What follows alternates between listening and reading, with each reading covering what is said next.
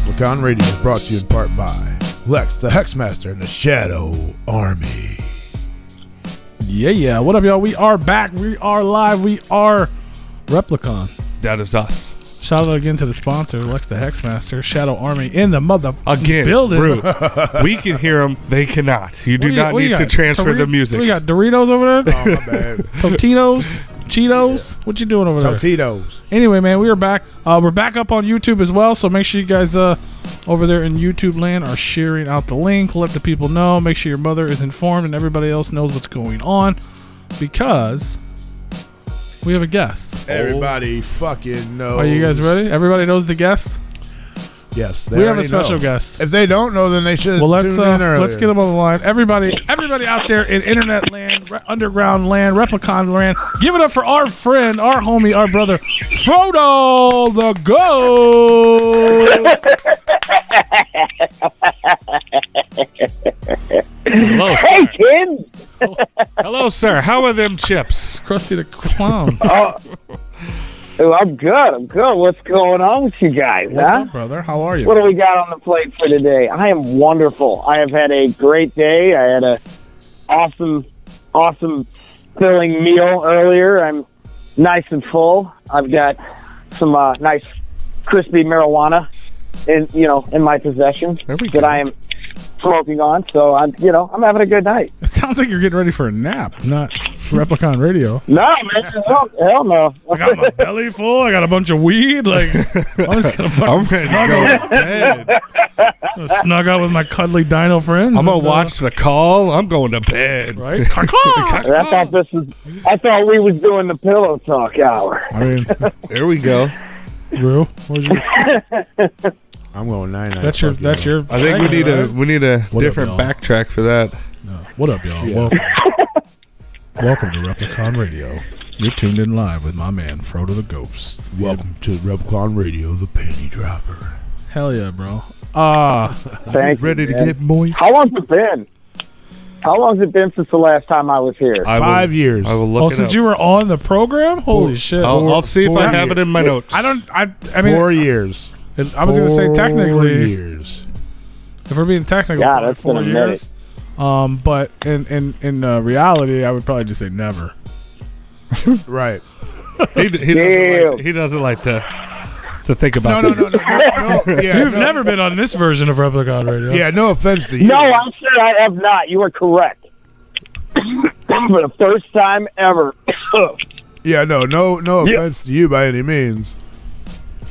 But yeah, No, none taken. but also technically, you are also our one of our first guests ever.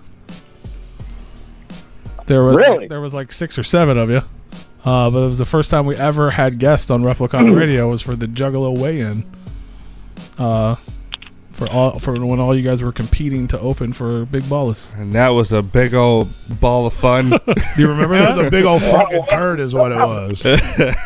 Oh, that was a great night for me. I'll tell you what. That was but in all reality, that was as strange as it was, and it was new for us to even have guests on the program. It was a good night for us too. It was the first time we blacklisted someone. Yeah. They're still on the blacklist, I do believe. Yep. It was the first time we met one of our dear friends, Will FM. And it was the first time we had guests on That the is show. correct, Like yeah. lots of history was. You were already our friend then, but it was still cool to have you on the show. But yeah, that was a long time ago. Like that's dreamland. Yeah, that was Jesus. We were just babies. That was when we were shitting in coffee cans and hoping to make coffee out later on. That was what Shit in garbage cans and making coffee out of it. We had to shake the fucking the blunt guts out of the damn keyboards in order to get them to fucking work. We had to chase the flies away. Yeah, we had to shoot the flies away. We had somebody had to hold the back door closed so the train didn't drown us out over the fucking radio. That's wild. That's weird. Oh my God, that was right back there in the back, wasn't it? Started from the bottom. Now we here. Now we're here. I mean, Absolutely. I couldn't tell you how many roaches we killed in an hour at the show. Oh, doing so the show. It's disgusting. fucking nasty. They crawled out of the That keyboard. place was dirty. It's still I dirty. remember it. It was dirty. It's still fucking dirty. I go by it every once in a while. Yeah. I don't go in it, but I go by it. Let's not talk about that anymore. But yeah, man, it's been a long time. But this is what we're gonna do. We have to do this at least for now. We're gonna pretend. We have to pretend. You've never been on the show. For the well, not that you've never been here, but for the audience and the people listening now, later, and forever, we're gonna pretend for now that we haven't been fucking friends for like 15 years, and we're gonna pretend that we don't know anything about you, and we're gonna learn today. Okay. I'm just meeting you guys for the first time, right now. Who are you? That is correct. Right. So I am some little green fuck that stepped through a portal, and now I'm here. There we go. It could be a crackhead. He look, I don't. I mean,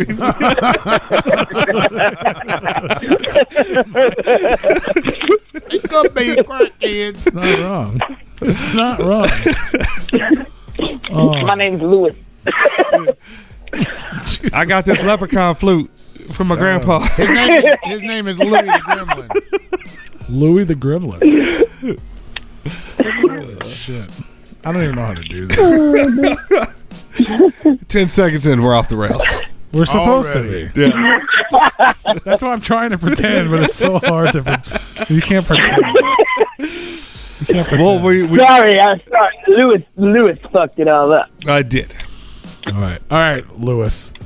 Now push my mic away. So Louis. Oh no. Oh, sorry. all right. So hailing from the rough streets of St. Louis suburbs, Missouri. Is that where you're from? I don't know. Frodo Yeah. the Ghost. Let's what? It's so simple. Let's just keep it simple. Frodo the Ghost. What is your origin story?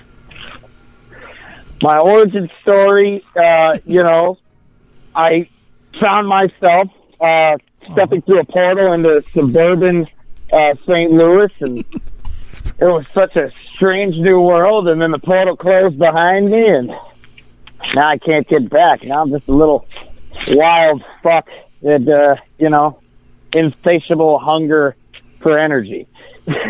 Okay, let's continue down this path. I mean, if we're talking legitimate origin story. No, I like this one. Let's continue this one first, and then we can go back. You stepped out of that portal into the suburbs of St. Louis, Missouri, and/or St. Charles County, if you will. Where were you before you stepped through that portal? What type of life and environment were you living in as just a little ghost, or were you even a ghost at that point? I wouldn't have considered myself a ghost in that world. Like, anybody who, would come from said plane of reality would be considered a ghost in this plane of reality. It's, it's almost like a freaking species, man, or it's like something paranormal or out of the freaking nether realms, if you will. Or even if you won't. So you were living you were an entity in some sort of spiritual realm that you're unfamiliar now that you have passed through it, and so your presence on this earth realm, if you will, is more of a spiritual ghostly experience, hence the name Frodo the Ghost. Yeah, absolutely. And I've just manifested into this state of which I'm in, and just weaseled my way into society, and just here I am, Fuck yeah, perfectly normal. I'm like one of y'all. Amen. Just for everybody tuned in, we made that up on the go. Yeah. I really did. That was off the fucking top. That's pretty good. But yeah, man. So you grew up. You're St. Louis. For people who may not familiar, basically St. Louis area, St. Charles area. Is that where you grew up? Like, is that kind of how? Is that where life began? I mean, I first lived in University City, and then my brother was born, and we needed more space, so we moved out to the good old suburbs of O'Fallon, Missouri, St. Charles County. Hell yeah. So was your family into music? Were you a musical family? Were you into music as a child? Like, how did your... No, I mean, I was in the choir for a little bit when I was in elementary school, and then I didn't like that. Tried the violin, didn't like that. Then, just the most musical I really got, like, when I was growing up was, like, music classes. And then, like, high school was where the rap interest really got started. Like, not really, like, me listening to rap, but me writing it. It was, right around, when I really started getting to know my who would become my best friend. His name was Jack, and it was, like, first day of 10th grade. We had 6th period history together, and, he looked at me all goofy because, like, he was such a nicotine fiend back then. He'd get all slap happy when he'd have to go through school without having a cigarette. And you just sat, like, diagonally. Oh. Say what? I said, and you just look like a cigarette to him. It's like a pack of Cools, man. Yeah, dude, that was the fucking thing, man. He had the green hair back then. Yeah, he looked like a pack of Cools or Newports. It was all love at first sight. It was all. My friends was all about the Cools. Jack was like, man, I'm gonna suck that. But so, like, 6th period was the last period of the day, so we got to leave afterwards. So we found out we lived, like, right by each other, so we hung, like, we met up and hung out. And I said, what the hell you do for fun? He's like, well, I rap. I'm like, no shit, spit something, And so he spit something and just fucking flipped my wig, and I said, man, damn, I wish I could do that. He's like, you can, man. Let's go to your house and get a notebook, dude. I'm like, all right. So then we just started, like, writing paragraphs that had rhymes in it and stuff, and we would just go walking all around O'Fallon, just for miles, just rapping at each other and just shooting the shit and just looking for inspiration all over the place. It was real fun. Those were some fun days. Unfortunately, that friend of mine has passed away, so I'm really I'm carrying the old dream on, if you will. Well, damn. Rest in peace to Jack. Yep. He's still here, in spirit. So he kind of inspired you to want to be. So you guys just started writing. Like, you weren't even a hip hop fan, but you were writing raps prior. No, I was a hip hop fan. I absolutely was. I was listening to rap, and then I, like, right before I started writing raps was when I really started listening to ICP, and getting into all that kind of stuff. So then from then on, like, once I started learning to write raps, I kind of got into some of the wicked shit, the horrorcore and whatever, what have you. And then, Jack eventually, he wasn't even into that kind of rapping, but he eventually got into that kind of rapping just through hanging out with me and writing songs with me and, just walking around town and spitting with me, you know what I mean? And we did that kind of shit for years, even after we were out of school, just, like, spitting throughout town. And then and then here's the kicker. Once let's see, we'll go Pops 2010. Can't even remember what show it was or who was on it. I know someone from the FTI Army alumni was on that, and maybe POW. I know POW was there. POW in this. And then, yeah, POW in there. Yeah, hell yeah. So then that was when I got asked to be his hype man. And, when I got pulled aside and asked that by, his associate, and, like, I thought, like, the way she looked at me, I thought I was in trouble. I thought I did something wrong, and who knows what I would piss people off, like how I would piss people off back then, because, like, I was just an annoying little turd back then, but I drove people up the wall. If I would have known you back then, I would agree. But so I thought I was in trouble. She looks at me, she's like, I'm like, did I do something wrong? She's like, no, he wants you to be his hype man. I said, who? She said, Pimp on Wheels. I'm like, really? So that's kind of where that took off. So was that your first time rapping on the stage? Yeah. So the first time on stage was POW said, come up here and be my hype man, Frodo? Hazmat? Yeah, we planned it out. It wasn't like I don't even think I was Hazmat yet. Like, you were just good old number two. he got me. He hit me up about it, gave me the set. I learned as much as I could of it, and then my first time getting on stage with him, and it's like I thought I did a horrible job. I was like, damn. It was just weird, and then everyone's like, "Oh man, y'all did great, man. That was awesome. You gonna be doing that more often for him?" Like, yeah. So next month will actually mark 11 years on June 21st from the first show I actually did with him. From that show? Yeah, it was at Pops. I can't even remember what the show was. I feel like it was like a Juggalo Bash or something like way back in the day, but. Yeah, from then on, I was hyping him. We've done a whole lot of shows together. 11 years. And then ago. I first time you hit this. Yeah. Absolutely, yep. And then the next year is when I really started making my own music and taking off on my own. Oh. And it was really like when I made the first song I made with POW, in which I wish we could just burn that track off of every CD that's ever went out, because my verse is absolutely horrible. I was just gonna damn, is that online? I'm gonna have to pull that one up. What's wrong with it? It's got to be. I mean, it was my first recorded verse ever, so it's horrible. I didn't even realize back then I didn't even know how to rap on beat, and I didn't even know because me and Jack rapping around town, we thought we were fucking dope. Right. And I finally start recording something, and I'm off beat like nobody's business. I'm like, wait a minute, how the hell does this shit work?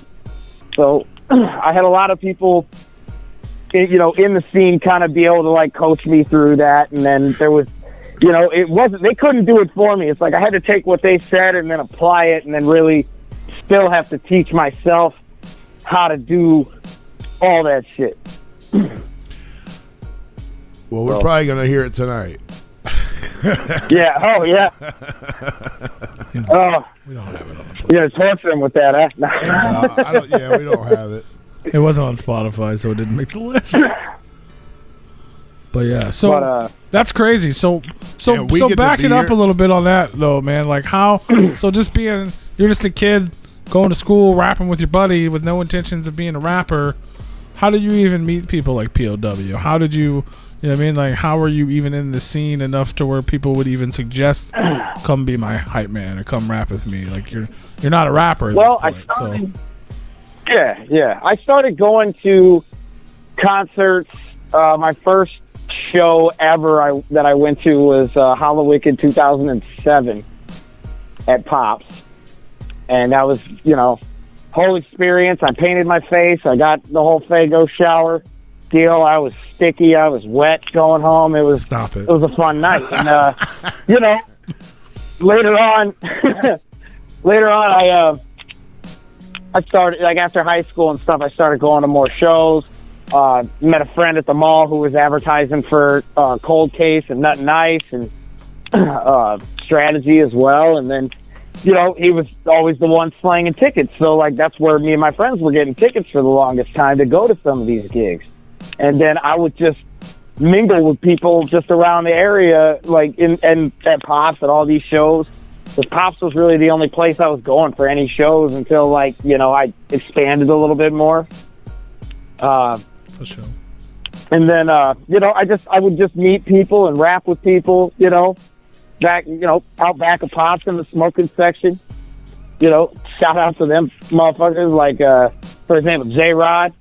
Hell yeah. Y'all know J-Rod. Yeah. Yes, sir. Everybody. Shout out. Love J-Rod. Shout out to J-Rod. But, that's pretty much it. And then it's just the energy I had and just the drive to want to do it. And they could just they could tell that that's where I wanted to be. That's what I wanted to start doing. And that's really why POW ended up asking me, I feel like. I don't think I've ever really asked him, now that I think about it, what made him ask me to be his hype man.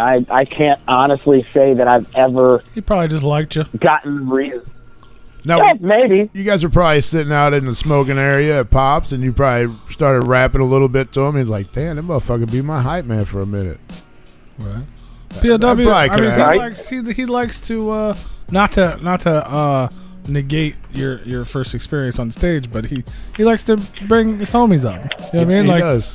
you That's his thing. you were one that could rap, but now he'll bring up people like just to hype him, or you know what I mean, like all the cats that they dress up as clowns, and he likes to have fun, and he wants his homies to be a part of it, and he was like, hell yeah, come up and do it with me, brother.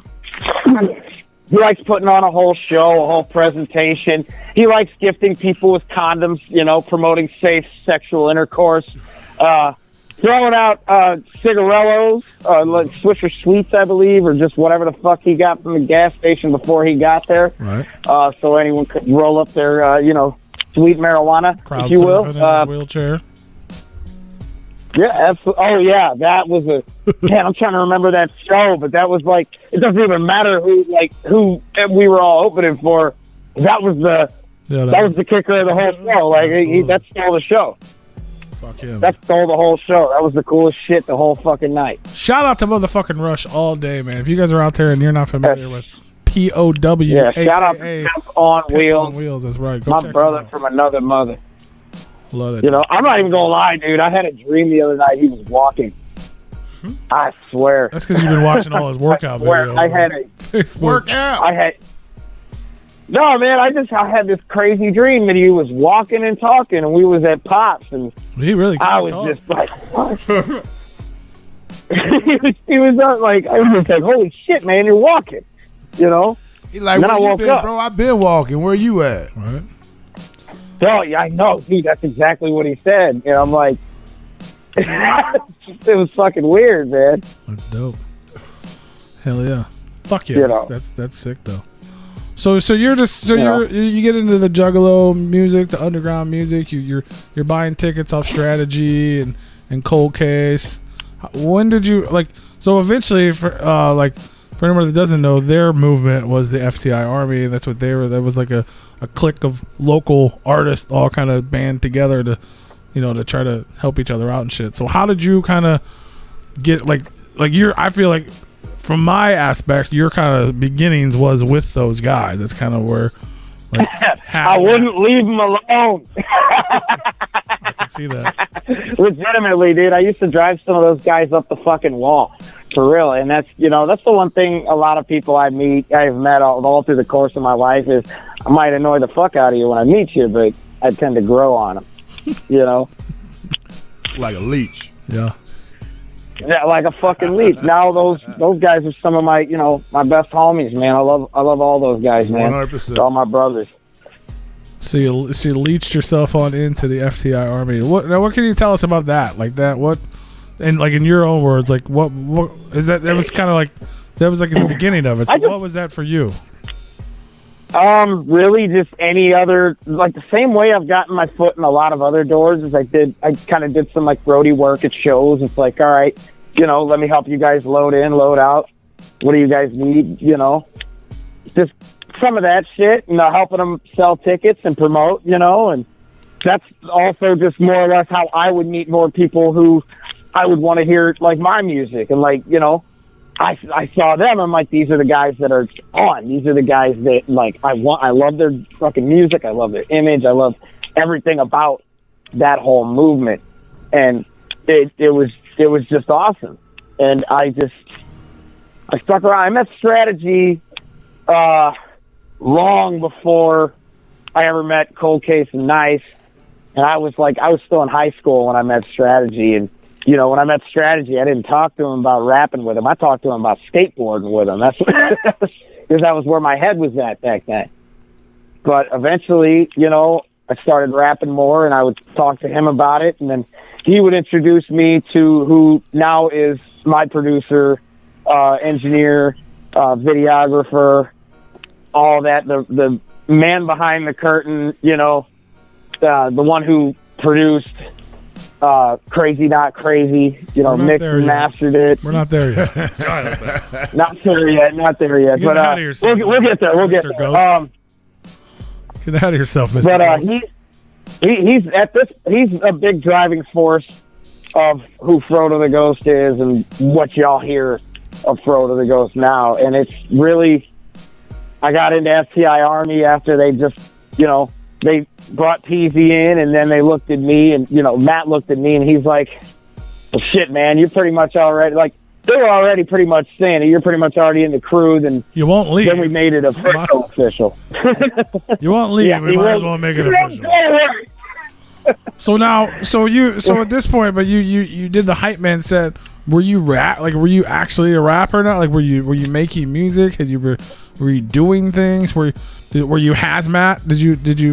Were you like what was happening with you? Like what were you doing? Were you doing music, or you just wanted to hang out with the cool kids and you liked music?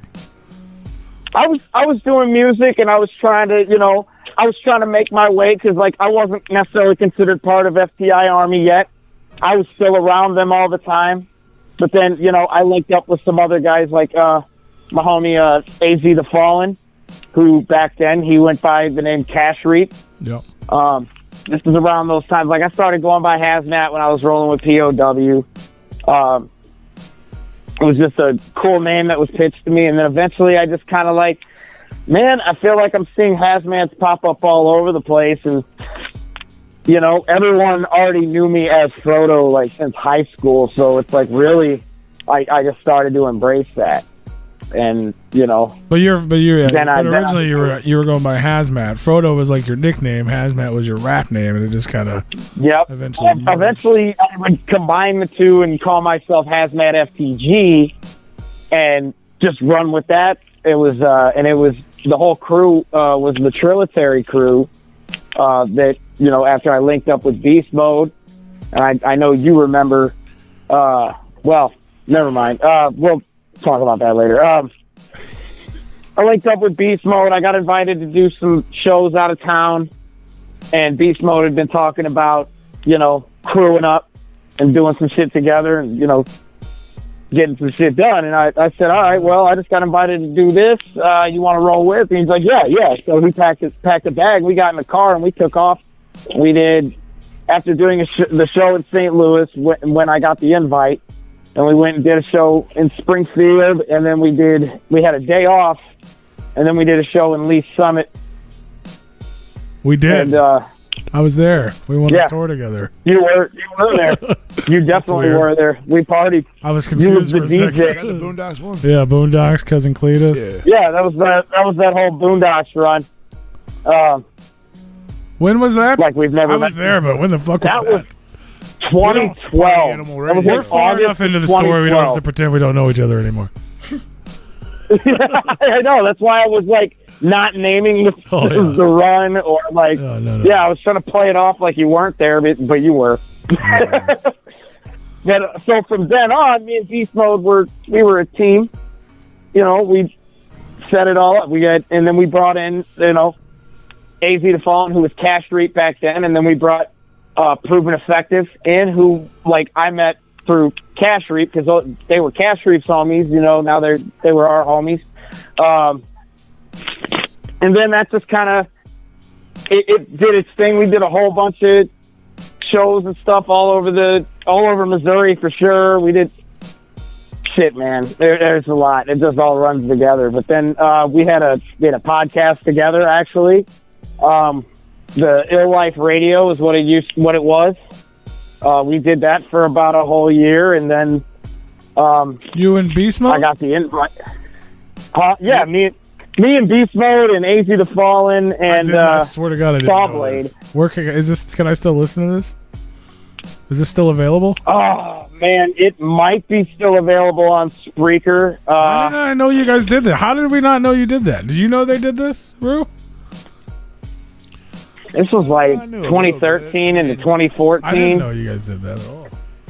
Yeah, we were the Monday show back then. Damn. Yeah, because we were on Sundays and Thursdays and Sundays.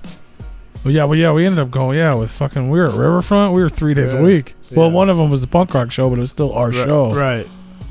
Yeah, but you also know who we were doing this shit with. Were you at Party Animal? No. Oh, you're at fucking. No. Where the fuck? I don't even want to name them. I don't want to name them. You weren't at the place we were talking about earlier? Yeah. Exactly. I just don't want to give them any publicity. You were doing that before you were down there? I did not know. Before y'all were down there. I didn't know that at all. That was before y'all. Why didn't you fucking warn us, cocksucker? You son of a bitch. Now I'm mad at you. Fuck you. All I did was show up for the shit, and we disbanded the podcast for other reasons. It wasn't just him. We were all getting tired of each other. I'll tell you that. For just obvious homie reasons, and we get over the shit. We've been over the shit. They're still some of my fucking brothers, man. I didn't know you did that. Absolute brothers. I didn't know you guys did that for real. Oh yeah. I wish I would have, because I probably would have came down there, and then we never would have went there. Like, Dad, you need to tell me about these things, Frodo, so I could learn from your mistakes. Fuck. I mean, as we found out, history repeats itself. Right? Well, it got worse. It wasn't. He didn't. But he didn't like. Yeah. I didn't get like screwed over at all. Like in any way, I was just. All I did was show up, just do the podcast. You know what I mean? That's all we intended on doing. Yeah, we'd have stayed there forever. Then our shit got stolen. We would have stayed there forever. I didn't just be that simple. Only thing extra I did was a little social media posting while we were on the air. Hell yeah. That's what's up. That's what we do. Yeah, we all did that too. That's fucking so at this time period, like, what were you like? You're doing. You know what I mean? We went on tour together with the Boondocks thing. You're doing all these other shows. I know you started doing a bunch of stuff with Killa. Like, yeah, after that Boondocks thing, it was what like really took off the whole, doing shows out of town stuff. And then after we did the, 2013, did a few more shows around Missouri. Started getting my footing, and then that June, which was literally maybe a month or two before the actual gathering, I got the invite to perform at the Gathering of the Juggalos. First time in my whole life. I'm like, how the hell did they even have my email? I had no idea. So Hazmat FTG was officially booked on the Gathering of the Juggalos in 2013. It was the last one at Cave and Rock. And then so at this time, what this I'm not asking this question to be a dick, but it's going to lead into the current life. At this point in time, you've done tours, you're playing all these shows, you're at the Gathering. What are you performing? Did you put a record out? Is there music? Is there Hazmat music? Is there Frodo music? Like, what are you? There's some Hazmat stuff still floating out there. If you go look up the Frodo the Ghost SoundCloud, there's just stuff I never took down, and hell, that shit might even still be up for free download. And then there's other stuff on SoundCloud that I don't put on my other media. So there's a few gems on there that you might not hear, on like Spotify or iTunes or anything. But right now. But you hadn't released anything physically. You had some SoundCloud tracks. I know you were featured on like some other stuff too. At that time, yeah, it's like we had. I did a mixtape in 2013 that I pulled. I got rid of all those copies, and then I re-released it in 2014. Called it the Deluxe Edition. Just changed out some songs. Honestly, I think it actually had one less song than the original version on it. I can't even remember because I don't even have a copy of either of them anymore. But it was called the Haunted Music Mixtape Volume 1. It was I think that was the first Frodo the Ghost project that was released. I'm still in your Haunted Mansion Facebook group. I haven't messed with that in so long. It pops up when I'm searching for groups to share shit in. I'm like, what is this? Why is this still there? What is Frodo's Haunted Mansion Facebook group? Are we No, the Haunted Music Mixtape has, that came out, and then, some people, still tell me they still got them. They're floating around out there. There's not many of them. Collector's items. Yeah. What were you going to say? I was just saying they're collector's items. Yeah. Oh, yeah. They're definitely... Blow up, get all popular and shit, so it's worth money. There you go, Keep waiting. Hey, if you can make a buck off that, that'd be cool, So as long as someone's bumping it, I don't care. Hell yeah. But yeah, so we released that. That ended up in the hands of many over the years. So after 2014, after the last episode of the podcast, I got invited to go out to Pennsylvania and do a show in Liverpool, Pennsylvania. And that's where my good friend... No, they're not. Huh? That's where the Beatles are from. Not Liverpool, Pennsylvania. Is that really? No. That's not where They're from Liverpool. They are. Just not Pennsylvania. Yeah, not Pennsylvania. Liverpool, England. Yes. Yeah, I can't believe I said really. I'm higher than I thought I was. You ate some really good food earlier. Yeah. It's some fire. So I go, it's Liverpool, Pennsylvania. I get invited to do a New Year's show. My good friend Rafe takes me out there. And we meet up with lowercase J, the illustrated penguin. If you know who I'm talking about. Shout out to lowercase. Yeah, we had him on the show. Yeah, that's right. You did. Yeah. Fuck yeah! Shout out to lowercase J, man. He's the homie. That's my brother from another mother too. And that was the first time I met him, man. I He can was see that. real I think cool. You guys had the same dude, mom. I'm pretty sure you guys had the same mom. You guys are about the same height. no, I'm just fucking with you, bro. oh no. Oh, you gotta hit Frodo with a short joke always. You know me. I always gotta talk one. Oh, it's all good, buddy. All good. So, lowercase J was the host of that show, and this was during the time where he was starting to learn how to rap right around that time, and he didn't know what to expect from my show. We hung out, we played pool, and believe it or not, that dude is really good at pool. He beat me more times than I beat him. I'll tell you that. You're not supposed to use him as the cue ball. Jesus. Wow. Damn. Oh man. Okay. Careful, man. He'll dive off a fucking table and headbutt the shit out of you. Oh, Get back up on the table. Oh, fuck yeah, he would. And Dead Body Man Talks is brought to you by No Shame. No, so then he watched my set that night, and he had such a fun time, and we had a great night that night. And then I spent 3 weeks in Pennsylvania, just meeting new people. That was really where I started getting acquainted with the guys and girls in Wolfpack. And, hello, Mr. Long Hello. Legs and Mr. Buddha. Washington. Absolutely, yeah. No, it was I showed up. We did I was in a music video. Were they on that I show? was in the Square Penguin. Was that a Wolfpack show you played? No, that was played just with some Wolfpack yet. local. It was some local Pennsylvania gig. So you just met them through lowercase? Uppercase.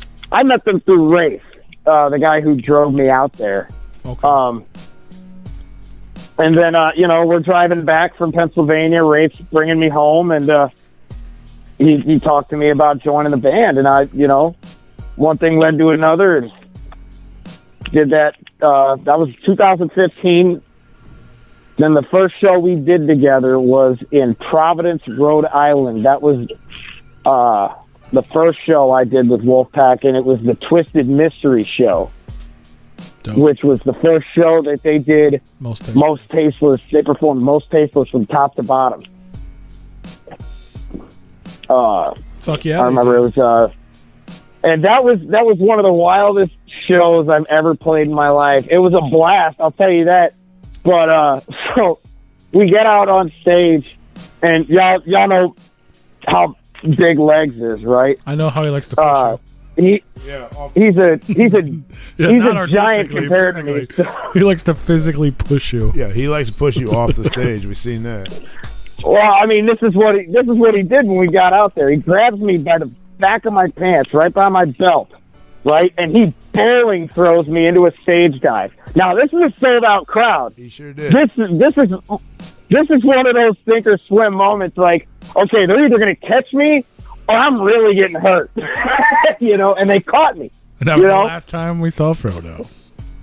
But no, he knew they'd catch me. Yeah. I know he did because I'm small and he, you know. I don't think he cared if they caught you or not, to be honest with you. No, probably not, and neither did I. I seen him. I Like, seen him whatever throw it you is, off what it stage. He didn't care.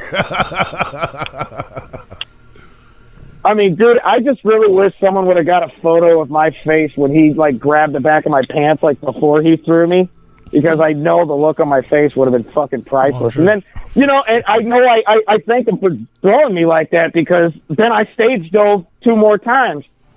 You know, the stupid thing about that night was, and what really pissed me off was the venue security, you know, in the pit, the barricade, like between the stage and the crowd. Yeah. They didn't have that when we got on stage. So when they pushed me back towards the stage and over that barricade, You fell. I'm dropping all the way down to concrete. You know, Well, thank God and you're a just ghost. landing on whatever part of my body. And then finally, after they see this happen, they get venue security in that barricade. But the last time they actually had an opportunity to try to catch me, they didn't get there in time. Like, oh shit! Oh Oops. damn! You all right? Oops. So, Yeah, just let me drop on the fucking floor. Thanks, guys. hell yeah. So I want to back up just a little bit because we just kind of glossed on over this. So you're just a dude from the suburbs of St. Louis trying to get started in rap. You don't have any physical product out for people to consume. You meet a band, and then next thing you know, you're part of the group. Like how does that conversation go? How does Frodo the Ghost get? How is this presented to you? Like, hey bud, you want to be a member of Wolfpack? Like I mean, the name I'm gonna say is Rafe. Okay, the guy who drove me out there. He talked to them about it, and then he had the discussion with me, and then it was from there. It was good, man. I liked what they were talking, and you know, like they were just they looking wanted for me on the mic. another person to like hype them on stage. Like, I mean, there had to be some sort of conversation there. Like, Another vocalist. Another vocalist. There used to be, like, at the beginning of Wolfpack, there was like 4 different vocalists. So it's not all, obviously, you know, they're not all there anymore. Yeah, well, because it kind of like Daddy left, you know, Bloodhound Gang, and that was like a group of like 4 or 5 different people. So it's kind of like his version of that, only like grosser. I will say, like, it was cool, like, him showing me, like, where they recorded the first Bloodhound Gang albums, and just like, dude, like, just in a basement, threw the microphone over the rafters and hung it from there, and made everything as quiet as you can while they were rapping. You're pretty when I'm drunk. You know? You're pretty when I'm drunk. Like the real beginnings of, like, recording hip-hop music, you know? Or, like, just any music. Just real interesting shit. So I mean, your first involvement in like you know, a somewhat solidified group in the underground, you're opening for Twisted at a sold out show. Like, how did you guys rehearse for that? Like, how that's way different than what you had been doing thus far. Like, how did that process go? They rehearsed with me that weekend because that was just when I got out there. But yeah, I rehearsed on my own at home as well, which is really just how we've done most of our shows or tours or whatever. Is I'll rehearse to myself at home everything that I'm supposed to do, and then whenever I get with them, we'll have at least one, if not 2 or 3 rehearsal sessions before we actually go do what we're about to do. It's actually really, really well thought out with how the lyrics are performed, and you know, and the whole rest of the thing's just like, you know, beautiful chaos. It's fun. Yeah. Oh, I could only imagine. So is it like the time when they my bad. No, I mean, go ahead. I was gonna say, is it different? Like, are you guys? I mean, I assume you have to, but like, not only are you practicing to obviously learn the words or whatever parts they want you to do. There's all that, you know. You got the chicks on stage, and then you got the guys that want to beat everybody up or like hype everything, and like, is some of like, do you know what's going on? Yeah. Like, do you plan? Was it all that stuff like planned out? Do you have to like? Or is it just like a free-for-all, just know your fucking words and get out of the way when you need to or get in the way when you need to type of thing? Yep. Yeah, exactly. Like, know all your words and get out the way when you need to, get in the way when you need to. You know what I'm saying? Like, and the biggest thing was because he had me on the mic, he was definitely giving me a lot of, like, performance. There was some performance coaching in there for real, and he gave me a lot of tips that I use every performance now. Yeah. You know? Front and center of the stage, man. Like, you know, don't turn your back to the crowd very often, you know. Make sure you make eye contact, you know. I see you looking. Because that's how you, like, really have that moment with that potential, you know, that potential fan, that potential listener of your product, you know, right there. That's how you have that moment, is when you're on stage and you're spitting that at them. Fuck yeah. So then, you guys hit the road, right? Like, you ended up like, here you are, you're inserted into this already existing band, and then you guys hit the road. So you're on like, you've done small shows and tours, and you did some killer stuff prior to that, right? I did a few shows with him later. Prior to that, the stuff I did with Killer comes after this. So basically. We do the mystery show. We do a couple more shows, like one in Pennsylvania, we went to Cleveland, and that was a weird one. I've never seen a leaky venue of the sort. It was pouring rain, and I'm literally like, they're saying they don't want us splashing like water into their monitors and shit. Right when I hear the guys say that to us, I look over to my right, and I'm looking at this fucking waterfall, like dripping down the side of a wall, like directly into one of the monitors. I'm like, hey, you know, like you literally pissed us right here. That was ridiculous. But from there we went and did the Gathering of the Juggalos in 2015. That was a fun set. You performed with Wolfpack, and you performed Frodo the Ghost that year, didn't you? I think I did. I did a Frodo the Ghost set on the Peep This Shit stage. I don't think I had my own set actually scheduled that year. Yeah, I did my own set, but I didn't have it, you know, booked. I got you. Then I was booked the next year. That was the year that I won the Juggalo Cypher. Okay, that's I was the first Juggalo Cypher.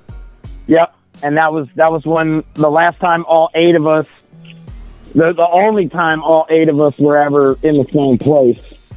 It was when we were doing that, and then, you know, the tragic death of Cannibal, literally like a week or 2 later, like right after the Gathering, that crazy shit happened. He saved a woman and child from a mugger, and that mugger stabbed him to death. You know, he was a hero, man. That was for sure. Blood spilled for no reason, man. Rest in peace, Cannibal. I really didn't know the guy, but I was one of the last guys to share a stage with him. Yeah. You know. Yeah, because you guys got the. I guess the following year you came back and did it on the main stage, like in his honor or something. Yep. It was a big tribute to him. We had the whole crowd cheering for him. We all played our parts of it, and then we let his part play. Yeah, that's dope. So we let it all play in order. It was just a real heartfelt moment, and it was, dude, like getting on that main stage. That was the first time I ever touched it like that, and it was one thing thinking about it, and then it was another thing doing it, because it was not no early placement. It was the same night Tech was headlining, and Ritz went right before him, and we went right before Ritz. Yeah. So we went on right as the sun was going down. It's still a little bit light out, kind of like it is right now. You know, it's just like this, the way the sky is right now. We're stepping onto that stage, or well, probably a little bit brighter than this. Well, I'm inside. You get it. But it was, yeah, you're not outside. I'm outside though. I am. I'm enjoying outside. Hell yeah. But dude, like I walk out onto that stage and just the craziest chill down my spine. It was like the craziest I've ever felt in my life. It was just euphoric, and I just got up there and I harnessed the energy of the crowd that was being directed at me, and just like that was the hardest 16 bars I've ever spit in my life, you know? Yeah. It was real awesome experience. That shit's fresh as And then, hell, though. Yep. But before all that, like, so after the first gathering with Wolfpack, we went on tour with Twisted and Blaze and Boondocks and Prozac and Trilogy and Scum. And that tour was fun. It was long. It was definitely very long, intense, and it was definitely a good way to cut my teeth. It was a good way to earn some strife. I learned a whole lot about it, the whole life, and how hard it is, and how much work you really got to put in. And what was really cool was like after just doing show after show with Legs and Buddha and our other guy who was doing vocals at the time for that tour, Terror. We were all just kind of getting into like a really good flow. Like we would get off stage and we'd all be really fucking happy. And, everything we packed up, we'd all be kicking it. Whoever was driving was staying sober. And, once there was a time, once we got into the fucking rhythm, it was going real fucking good. Hell yeah. So, and that went all across the country from, we started in Salt Lake City, the West Coast, all the way to the East. Back up to Detroit, second to last show down at Pops for the first Halloween, the first of many Halloween shows with Twisted at Pops. Fuck yeah, man. That had to be wild, dude. Just out there on the road. Not only your first big real tour, but you're with these fucking maniacs in Wolfpack, along with some of the fucking dopest people in the underground. Like, it had to be a crazy, fun, amazing, learning, hectic experience for sure. I learned so fucking much from that tour. It was crazy. There was a lot of experience.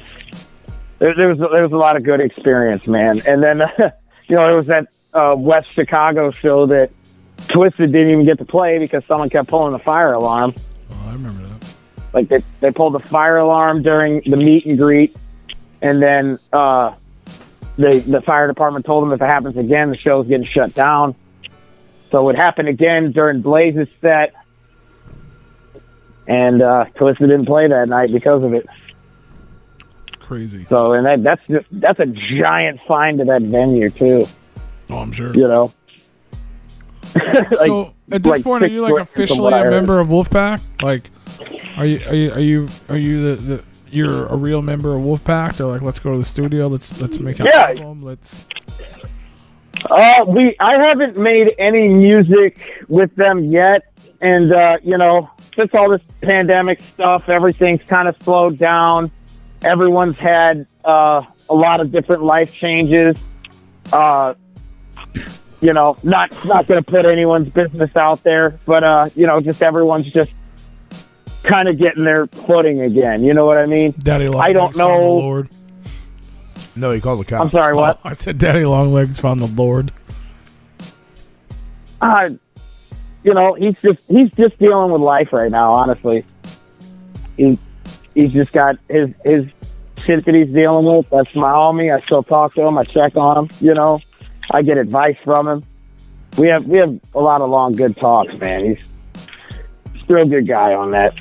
But well, they're not necessarily known for putting out music either. So, but it's I don't know when I don't know when anything's gonna happen, man. I haven't been told anything. I've just been doing my thing. You know, I'm just patiently waiting.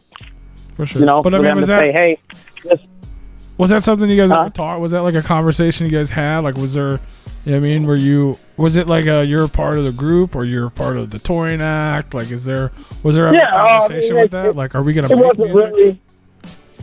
There was a lot of different conversations and a lot of very progressive conversations that, like, you know, different events that were really outside of any of us in the band's control. Like, you know, just kind of put a halt on some of that shit. Like there were tours and, you know, there was a lot of stuff planned that, due to other people's life events that were like involved in these plans, they just couldn't happen.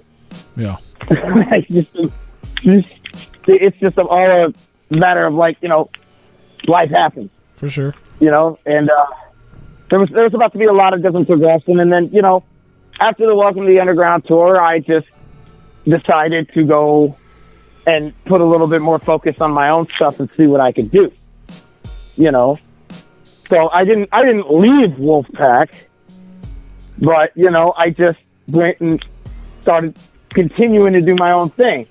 I try to see what I got out of, you know, the Welcome to the Underground tour, you know, meaning how much did I actually reach people. And I would later find out, you know, that it was more than I actually realized.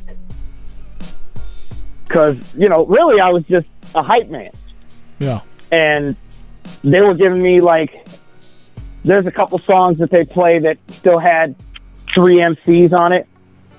So they would give me the lines from the third MC for 2 of those songs. And then there was another song where Buddha and Legs go back and forth on it, and they would have me rap the whole thing of them going back and forth, which was real test of my endurance on breathing control and a little bit of chopping. Because when you're trying to spit every lyric of a back and forth rap between 2 guys, you kind of have to double time it a little bit. It's interesting. So they gave me some good challenges, and there was a lot of good vocal training in there. Like, I definitely developed a callus on my voice. Like, I blew out my voice at the beginning of the tour, and then eventually when I got it back, it was a lot stronger than it was. So that was another good thing I really took out of all that. So what you're saying is your balls finally dropped. Say what? Your balls finally dropped when you lost your voice. Yeah. Heavier. Yeah. I just got it. You know, I didn't have as heavy of a beanbag. Daddy long legs will do that for you. Right. But so you're back home. You know, now you're a touring expert. You've been a part of a touring group. You've learned lots of things. Now it's time for Frodo the Ghost to become Frodo the Ghost. I had to spread my wings, man. So what came next was the stuff with ABK. Yeah. So obviously you did a couple shows. I know we did some shows like locally and stuff. How did you end up? Obviously, Killa's amazing. He's a good dude. But how did you? I'll say definitely just being present. It was just being present at those shows, getting to know Killa over the years whenever he was in town, and you know, Bakelo back then definitely putting a word in his ear on, hey man, we need, you know, let's get Frodo out here. And Killer was really, you know, every time I'd see him, we'd talk about it, and then eventually that would actually happen. I went on the April Fool's Foolin' tour in 2016. So that was a good long run with him. That was about a month, about 3 weeks to a month on the road, if I remember correctly, and hit a lot of the stops that I hit on the Welcome to the Underground tour. Just a good portion of them, like California, and we did 2 different cities in California, Nevada. We did Arizona. We did Albuquerque and Gallup, New Mexico. We did like 3 stops in Texas, or 2 or 3 stops in Texas. We were all over the map. That was a fun tour. That was one of the funnest tours I ever went on. That was that was ABK, that was me, that was Bakelo, that was Liquid Assassin, Bones Dub from the Axe Murder Boys, and Cody Manson's old rap partner, Ether. That was our tour lineup for that one, and that whole tour was a party. Sounds like lots of Bud It was Light and great. peanuts. You said Bud Light and peanuts? Yeah. Or pretzels. I don't know about the peanuts. Definitely a lot of Bud Light. Yeah, for sure. Bud Light and Jaeger. Yeah. That's crazy. Bud Light and Jaeger, and it's hanging around with people like him and Scum that are reasons why I'm a Jaeger guy. I feel you there. So But- yeah, shout out to ABK, shout out to motherfucking Bakelo. Hell yeah, shout out. So ABK, at one point, so how did you're obviously your relationship with Killer grew. You ended up on the road with him several times, and I guess unofficially, officially, at some point you were technically unofficially, officially part of the Native World crew, even though it was never officially official. You were. Yeah, it was, I would say, like, extended family, definitely an affiliate. I can't say I'm actually an official artist of Native World, but But but I'm saying it officially. You're unofficially a part of Native World. There was even a Native World seminar at a gathering of the Juggalos, and they made you come up on stage for it because you were unofficially, officially part of the Native World Inc. yeah, right. Yeah, that is what was said. And that's still a thing, man. Kills my brother from another mother, man. That dude's taught me whole lot too, man. Definitely a lot of really good guidance from him, and a lot of fun times on the road. A lot of real fun shows, real good experiences. And then, man, one of the times we were in Ogden, Utah, which is just north of Salt Lake City, I think. And there were people that showed up wearing Wolfpack gear that knew I was coming, that remembered me from the first show of the Welcome to the Underground tour, around the exact same time, 2 years later. And that, none of their gear was signed, and it was just a really good experience. I'm like, wow, I actually really drew somewhere that I didn't think I was actually going to draw people at. It was it was a real triumphant moment. And then that night I got 2 hours of sleep and had to drive 8 hours to the next. I mean, at that point in time, you became a professional driver, hanging out with on these killer tours for sure. Man, that shit'll put some hair in your nuts. That was a lot of. He's growing up that before shit our was eyes, crazy. bro. A lot His of balls dropped on the last tour. This one, he's growing hair. Real fucking right. willpower. I swear it's willpower. I don't know who Will I is, but shout can't out. really explain it any other way. Shout out to Will and his hairy ball power. Right. That's what's up. So it's Will and Harry Ball Power. Yes. So here we are, man. So this is we're a couple years ago at this point. Like the seminar I mentioned went down at the infamous Oklahoma gathering. So this is just a couple. Oh years man, ago. that gathering was dusty. It was, but I know you guys had the Native World campgrounds locked down. We kicked over there a few times. You and YUG and Bake and Freddie Grind. Like everything was popping at that moment in time with Native World. We talked about all that with Killer just recently, but Was I on shrooms that night? I don't fucking know what you were on.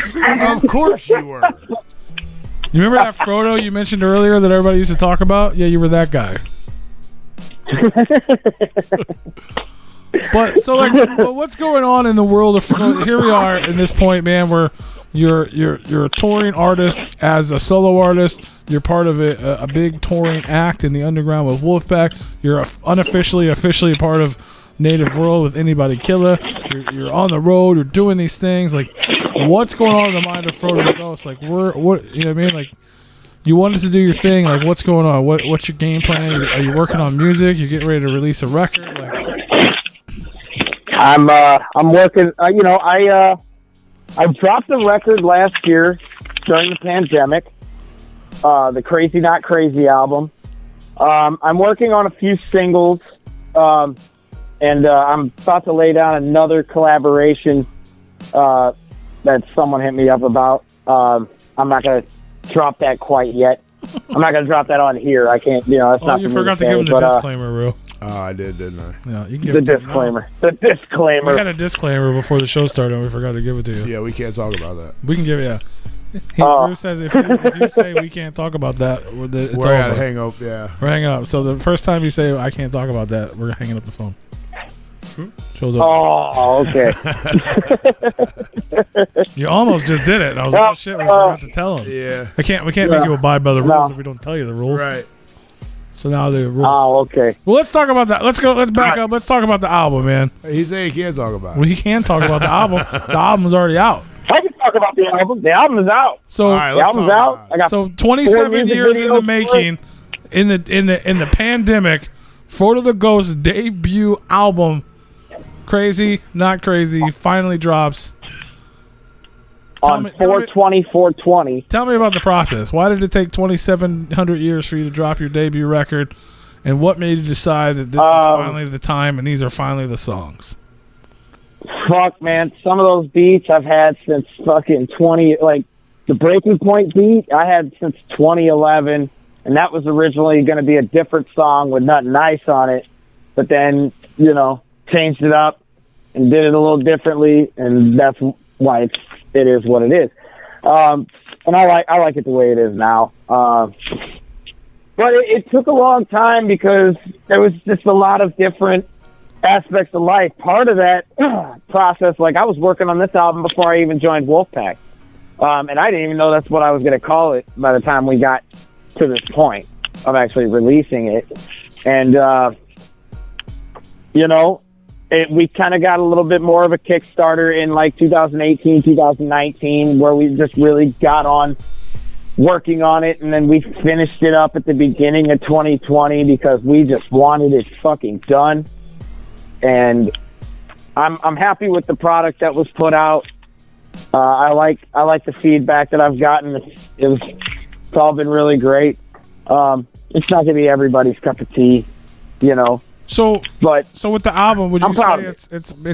I mean, obviously it's a full record, but I don't know. Would you say it's more of kind of a a compilation of Frodo the Ghost past and present, more so than a current representation of Frodo the Ghost today? There's a portion of it that's a decent representation of me today.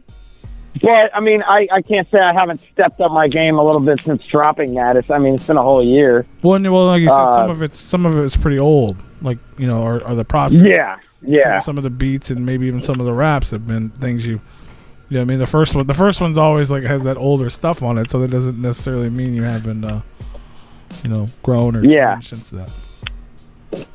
Well, I mean, the next project's still going to probably come pretty slow, but what I want to do is drop singles and then put it all together into a package at some point, maybe with a few other songs that hadn't been heard yet too. That's kind of what I'm going for at this point. With the music, I'm also gearing up to start wrestling again. I've been training. Wait, you wrestle? Since last year. Yeah.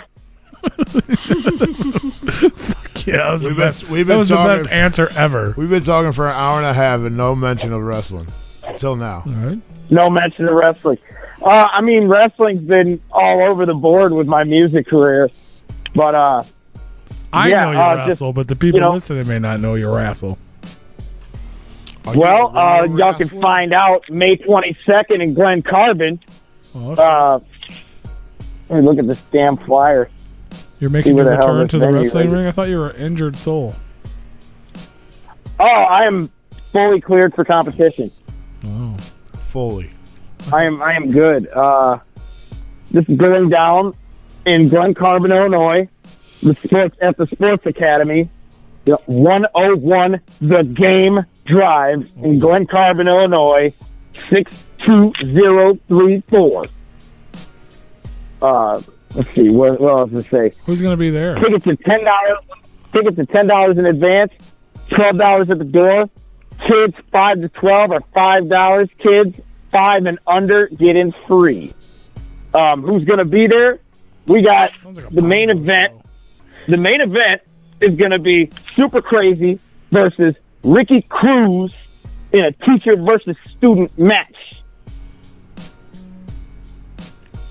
And prior to that, we have other matches like the D1 champion. That just sounds wrong. This is Dynamo Pro. This is Dynamo Pro in Glen Carbon, Illinois, on next weekend, May 22nd, at the Sports Academy.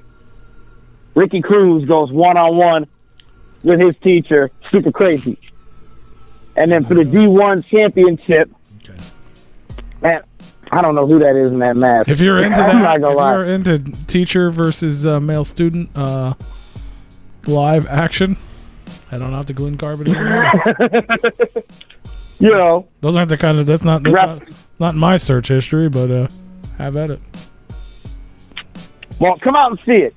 I'm going to do some stuff. There's my plug, Dynamo Pro. Dynamo Pro. My balls have dropped. They're fully dropped. I'm gonna do some stuff. Teachers versus I'm going to do students. some stuff. I'm going to wrestle. There you go. I'm going to wrestle. I'm going to kick some You know what would be a ass. good idea for a wrestler? You throw out Pop-Tarts.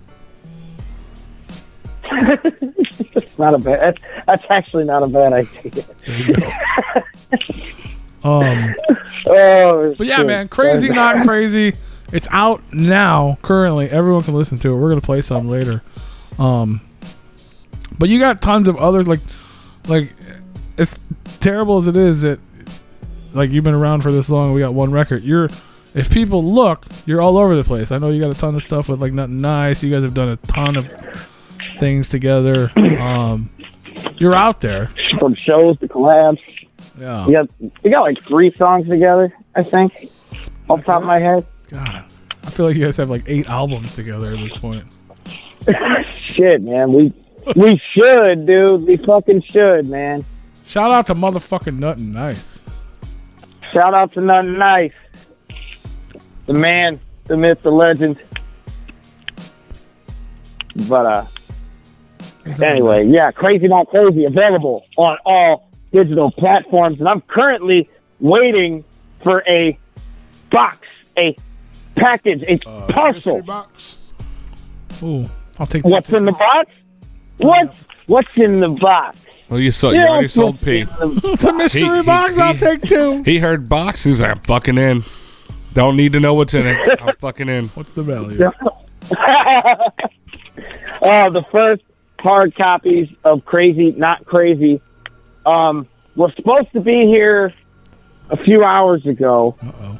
I don't know if they've landed on the front porch since I've started talking to you guys, but yes, there's supposed to be a package of the first hard copies of Crazy Not Crazy. This hasn't even been on its available way to my physically house yet? right now.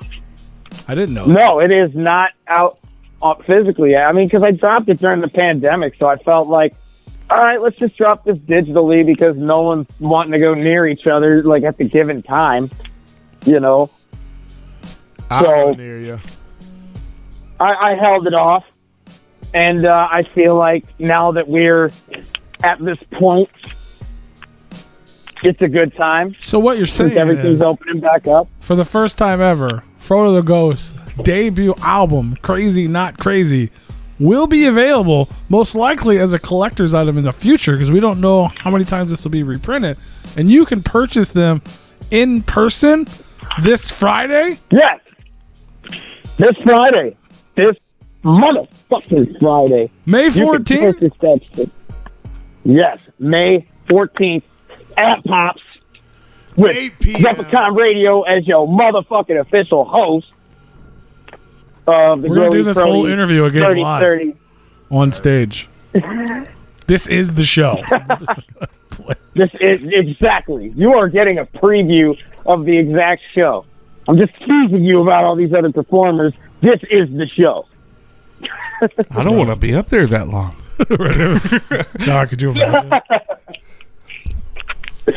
Oh, I mean, yes. I want to sit down. Yeah. I'm bringing a If you chair. guys are listening, if you're within 9.5 hours of St. Louis, Missouri, Sauget, Illinois, come on down to Pops. We're having a real live concert in real life with real people, real viruses, and real CDs. Oh, they just upped the capacity of that show too, man. Like from 450 to 550, man. The more of the venue is going to be, it's going to be a little bit more open. 100 more tickets available. Pretty fucking much. You thought it was sold out? It's not sold out. You were wrong. 100 more tickets available. It's Grody Frody's Dirty 30. Only a half a year after his birthday. It's going down. Yeah. Frodo the my real birthday, 11/11. 11/11. It's going down on 11/11. 5/14. But that's okay. COVID ain't stopping nothing. We got physical CD. We had to wait for the CDs to ship anyway. It all worked out. As long as they fucking get here, man, because they were supposed to be here a couple hours ago, according to my tracker. There you go. But it's going down, man. Peasy, 8-6 Family, Hitman, Proven Effective, the homeboy Mr. Green, the boys, and your boys right here, Replicon Radio. We're all going to be in the house. Man, it's going to be a motherfucking party. I want it to be like my party of the motherfucking year, personally. You know what I'm saying? Like, I can go to many parties after this, but I don't want them to be as good as this one. I did. I like the fact that you mentioned a couple of these people in your story. I like that.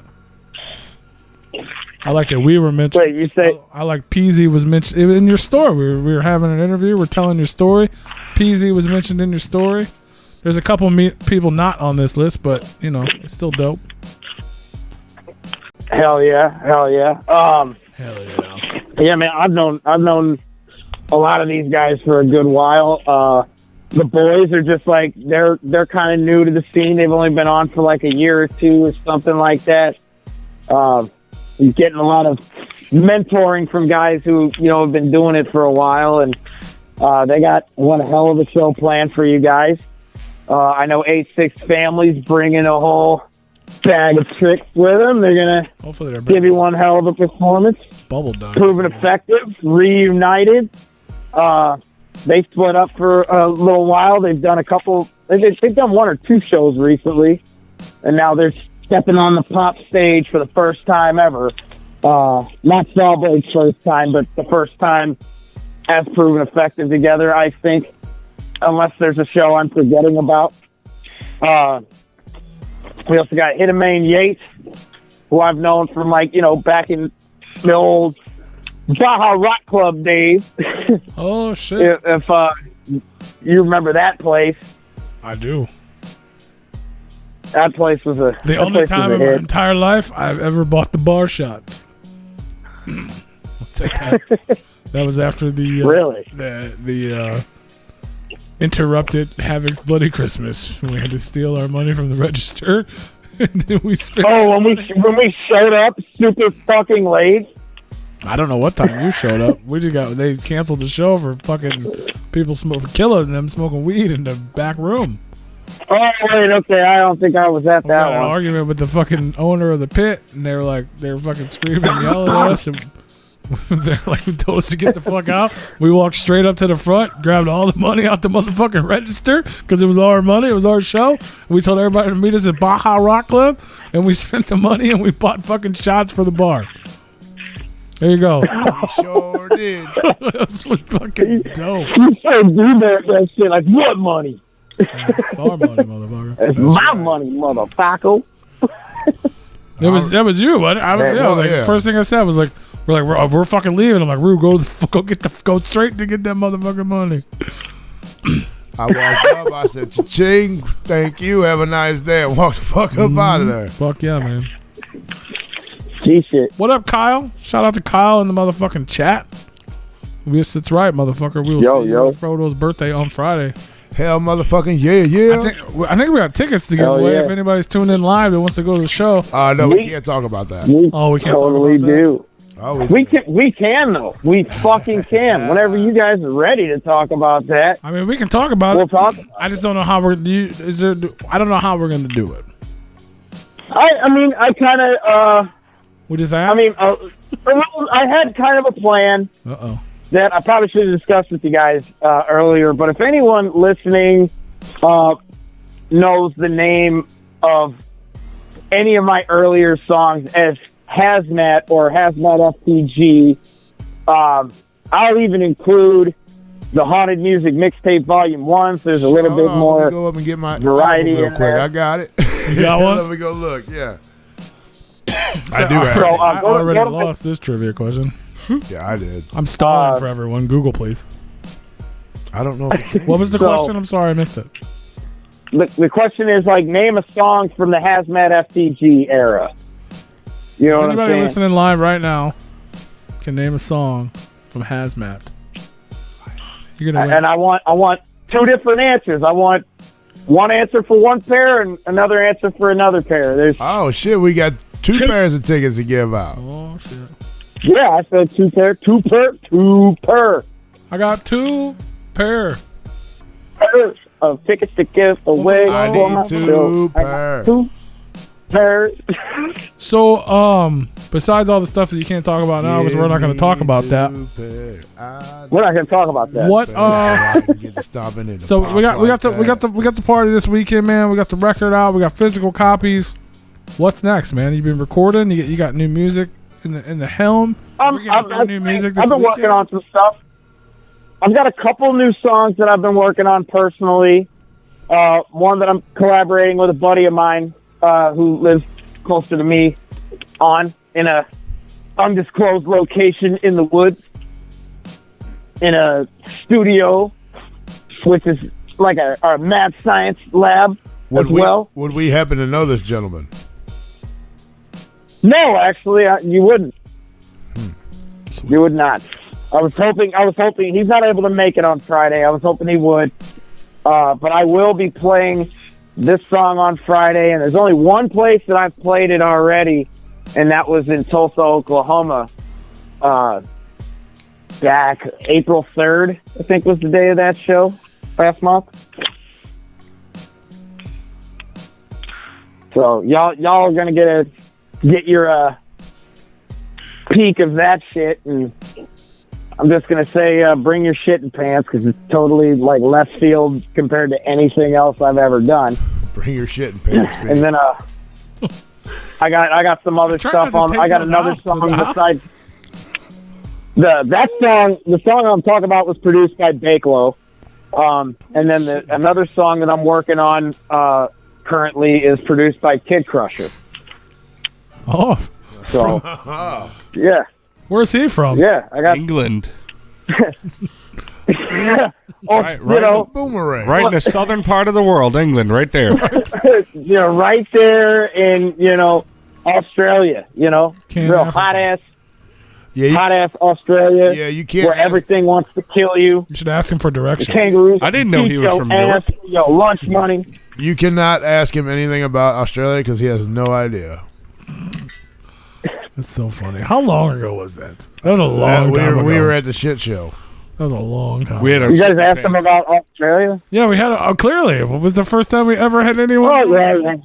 How do you? You know what? That makes makes sense. I don't know why I would question that. Yeah, like, but he knew nothing. I don't know. He and I we never had a conversation about actually we kind of did. Well, we had him during on the the show pandemic. for an interview. We weren't just hanging out. So obviously, we're talking about That's Australia. right. This is true. We Yeah. just came to the You fact guys are that good at getting down to the nitty gritty and big titties, Yeah, but it's all make believe. He just lives in his fucking mom's basement in like southern Ohio, and he made up the fact that he's from Australia. It's all just to sell tickets to the shows that he can't go to because he can't leave the country. And by country, I mean mom's house. He's grounded. The county. Yeah, the couch. Yeah, By bro. country, I mean couch. He's a good dude, man. We had a good time, but it was like, it literally just became a joke that we still continue to use to this day because anytime we would ask something about the country he lives in, The fucking continent he lives knew on. nothing of this sort. He would throw you for a loop. And say Big some Roo other knows shit. more about Australia because he's a Roo than That's right. the man who actually lives there. But I digress. Shout out to Kid Crusher anyway. Yeah, We don't, shout out we to don't dislike Kid him, which Crusher, is man. fucking hilarious. He's real good people. He's a fine guy. I walked through a spider web. Son of a bitch. Oh, you're tangled in the spider webs? Leave a message and I'll call you back. Right. Fuck yeah. Hell, motherfucker. No one is Yeah, no, we don't hate. We don't hate him. We just thought it was odd that he didn't know anything about Australia. Yes. No, he's definitely a homie for sure. Some people just live places but still live in their own world, you know? That's true. A whole new world. No, we just got banned. A dazzling place. Sing it, baby. Sing it, baby. Hey, man, if anybody wants to win tickets to this show, you have to come up with an impossible answer to name a song. Can I Google that? Yeah. That's not even a Googleable. It's not even a Googleable offense. It's not even Googleable. The hint is find my SoundCloud and see if you can figure it out. There's like 2 answers and they're on the SoundCloud.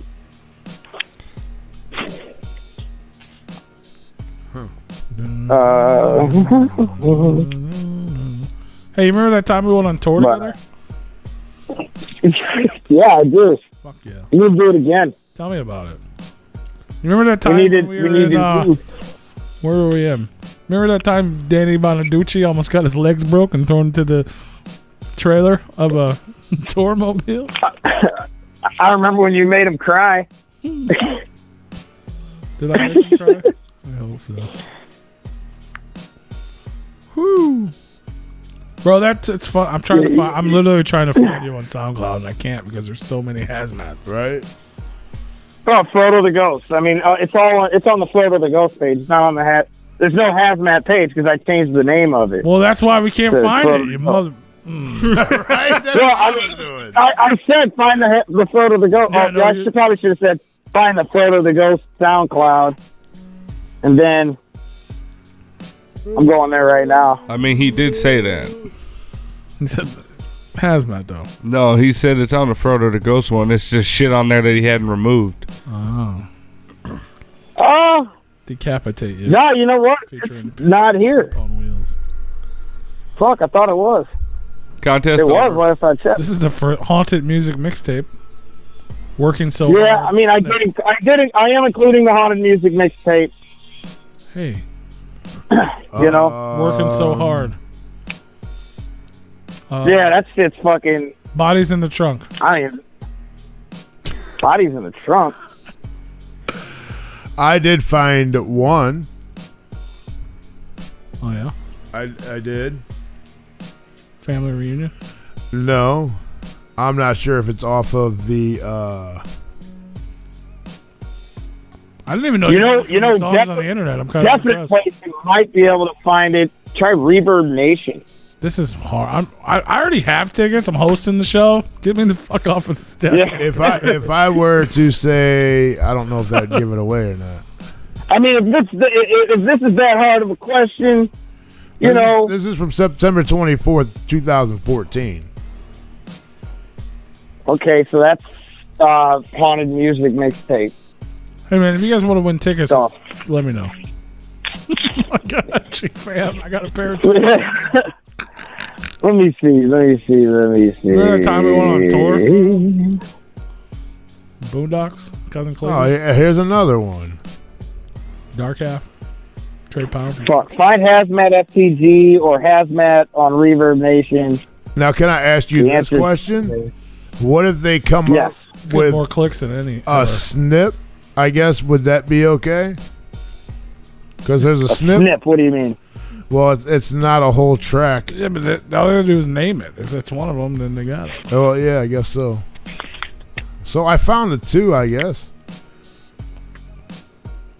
There you go. Big Roo, put Yeah, I mean, there's two really, really good ones that you can name from that particular era. put your answer But, in the chat, Roo, and you can win. Good, you know. I would say find the Hazmat FTG on Reverb Nation, and the answer's there. I think I might have found. The answer is I don't know if I found a lot. I of have them. It's all just the a answers. Playlist. I have all the answers. Is it in the play? Yeah, I got it right here. I have 10 answers. One, Who wants two. one? 3. I mean, if it's that hard, we can come up with another way for them to win. I got them all. I got all the answers. Somebody if you want to win tickets and you're in the area, There might not be a lot of people in the area listening.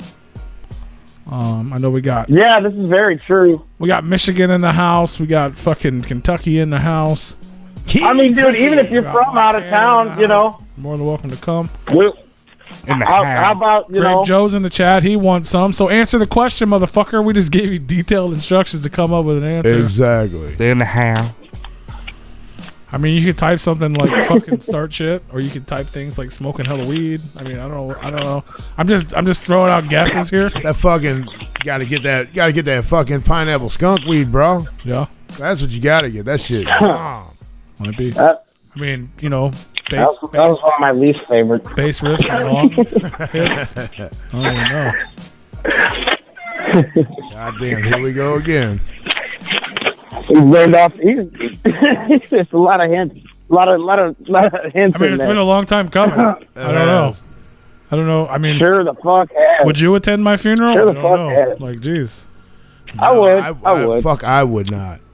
I mean, what are we about? What Damn. are we about anyway? Cold blooded. Shout out to motherfucking Freaks Are Us, man. What we about? One arm rich, Nubs in the house. Yeah, right. Man, that shit dude in is forever. I old. miss that dude. I miss that dude. I haven't seen them. You think I'd give him Nubs. but Nubs lived by me. Last I knew, but I don't think I'm not sure. He might have moved. I haven't talked to him in a long time. I haven't talked to any of those guys in a long time. I remember. Yeah, I remember. I remember last time. I don't know when the last time I seen him, but it was out there. I think I saw Bloody at a concert. And I can't even remember what concert that might have been. I might have seen him and Jen at a gathering. they had their minds behind the mask too, didn't they? Mm-hmm. Right, it's right behind that mask. Anyone typing any of it? No. Smoking hella weed. Is that an answer? I mean, yeah. Did they say that? Yes. Grape Joe in Yeah, the chat that's room an says answer. smoking hella weed. Is that a correct answer? Yeah, that's an answer. That's a winner right there. That's Okay. most definitely a winner. Ding. That ding. body man. Where's the noises at? Oh. I don't have control of the soundboard anymore. That's the winner noise. I was fired from the soundboard for a reason. That is not true. Well, It is very true. that was is fired not from the the reason. soundboard. That was not the reason. But we also don't have a soundboard. I have a good reason why I'm not allowed near soundboard. The Raven is a new song, Grape Joe, but you already won in the last comment, so good job. You went old and new. The Raven is a new song off of the debut album, Crazy Not Crazy, which is also a music video for, featuring Nuttin' Nice. Big Roo was enjoying earlier and thought it was Boondocks by accident. I said it sounded like it would be like a Boondocks track. Were you, Yeah, were you no, inspired by I'll take- Boondocks I'll to take write that. The Raven? I'll take that. That was a good. Yeah, Was it good? Yeah. I'll take that. But We have a winner. Anyway, we have one winner. How do they receive their prize? where's he at? He's on the internet. Well, I mean, is he from the YouTube. area? YouTube. He's from YouTube. He's from YouTube. Have him get a hold of me. There you go. You know, Slide up have him in get a his hold of me. DMs. You know, slide up in the DMs, man. Let's Where, talk about it. Let's you know what? Let's talk about Well, how send people. him his information. How can people get a hold of you? It's a wonderful. There. If they want to follow, Frodo the Ghost on Instagram. Frodo the Ghost on Instagram or Frodo the Ghost on Facebook. Skinamarinky-dinky-doo. Skinamarinky-doo. Hit my DMs on the Instagram or Facebook. Frodo the Go on Instagram. And Frodo the Grow. We'll talk. Frodo We can the Grow. talk about you receiving your prize. Grape Joe says he knows that's a nice song. He just likes it. He likes it. Shout out to Grape Joe. You say Grape Joe? Grape Joe. I'm pretty sure you've Grape met him Joe. a time or two. Grape Joe. You've probably met Grape Joe. I've met Grape Joe. Grape Joe? Grape Joe. I probably met him too. I like I've Grape never met Joe. him. I like Grape Joe. Shout out to Grape Joe. I You like won a pair of tickets to the show I like on grape Friday. Kool-Aid. Not only did you win tickets to the show, you won a Smoking Halloween. freestyle. Poor bastard. Tickets to the free show. No, I don't know. What you just Frodo, said. you remember that time we went on tour together? Yeah, dude, I remember that time. Danny Bonaducci, man, he peed his pants. You did. Didn't we? Was that the same? Didn't we go somewhere else with Beast Mode, or was that the same time? Was that, am I thinking? No, that's the same time. No, he came with us. He came with us for that one. And we took the van.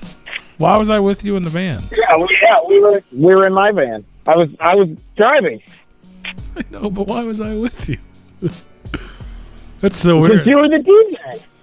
Well, I mean, I know that. I just don't know why I was with you and not with fucking Party Animal, since it was our. That's weird. Well, because, I like you. he rode with some he rode with some chick to fucking from St. Louis to Springfield, To steal all our and then money. the chick had to go back to St. Louis, so he jumped in the van with us. Fucking bastard. So like we were his ride to What was it? Fucking. What was his name? to Kansas City.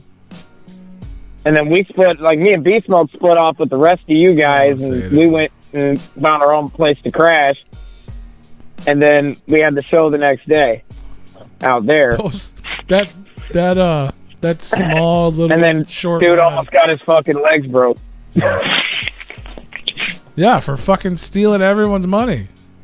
The artist, Right? mine. He tried to throw you under the bus. Yeah, I lost a shit ton of money, man. Oh, dude. But it was dope. I know.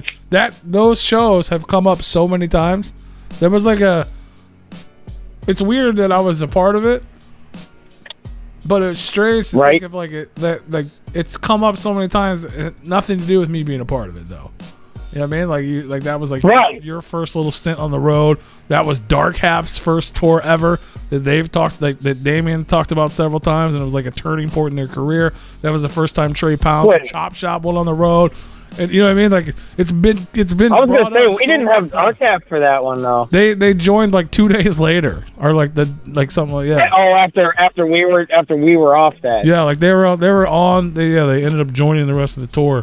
That was when fucking Wicked Ways, when that like a couple days or a week. All that shit popped off. Yeah, it was not long after that. Yeah, because they Creepy weren't Face allowed. was One of them played Springfield, and then Creepy Face played the one in at the fish place. I don't remember the fucking Joe's Crab. Yeah, Shack and or it whatever was Jerry's Bait Shop. That's is it. what it was. Yeah, Jerry's Bait called Shop. Jerry's Bait Shop. And the other guys weren't allowed in because there was like a beef, and then they brought in the big giant black security guard dude that we were like, oh fuck, like the motherfucker was like, That dude was so jacked. Holy shit. yeah, dude, it was like Blade What on did Johnson do? He was like the steroids. nicest motherfucker ever.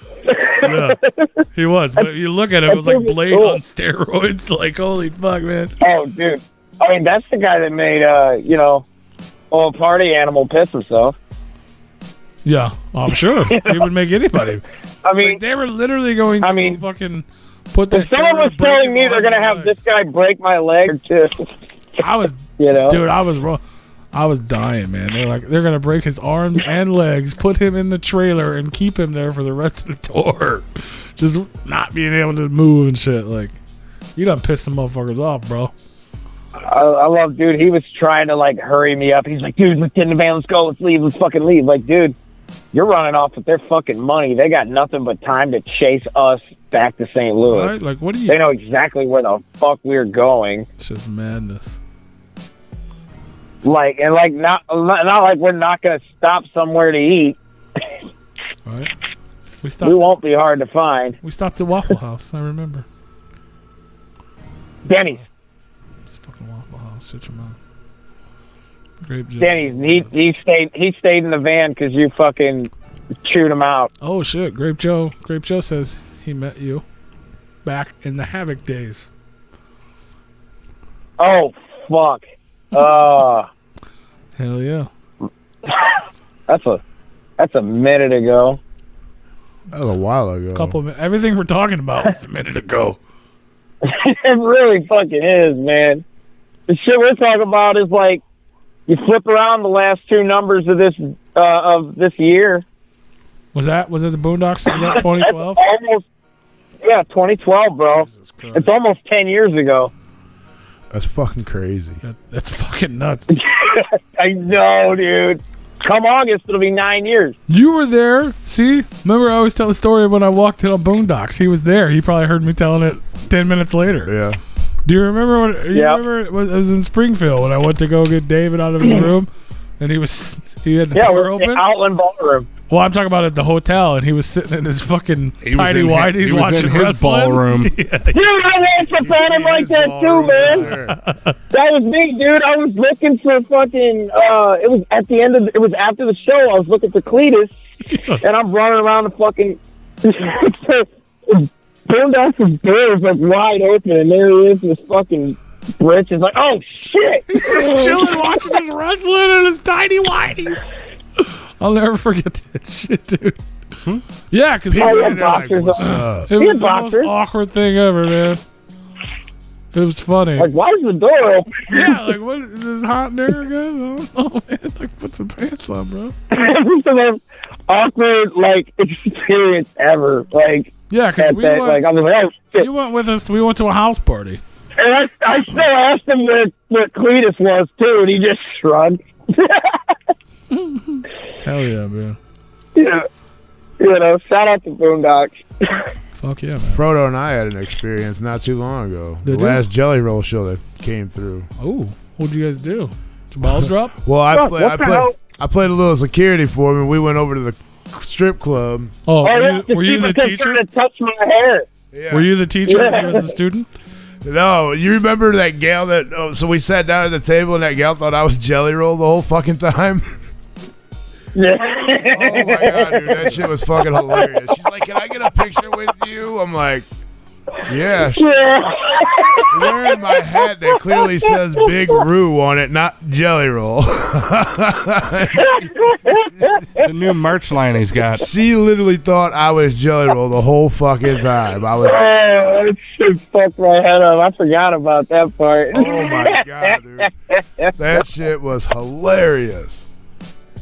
Oh man, yeah, that going, man. And she still believed it at the end of the night too. I know, unless she met him. I don't know if he even showed up. No, there, he never did come over. But he didn't. Yeah, one of the other guys on the tour might have fucked it up, but I don't think she really caught on because she was still there after the incident happened, where he was like, "Yo, man, who are you?" And I was like, "Really?" And she was sitting right there when he asked, and I was like, "Oh, you got the worst timing in the world right now."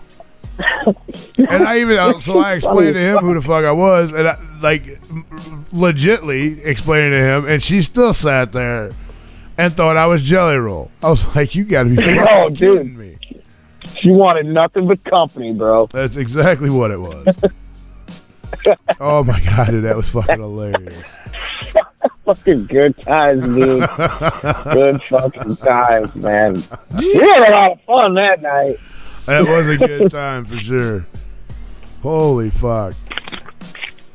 And I didn't even plan on staying that long. I think I got home at like 7 a.m. It's really who you think I am. Oh shit, you're Jelly Roll. Yeah, right? Yeah, let's go with that. Oh my god, dude, that was fucking hilarious. I'll play this game. I did too. I'm like, all right, fuck it, I'll go along with this. She thinks I'm Jelly Roll, bet.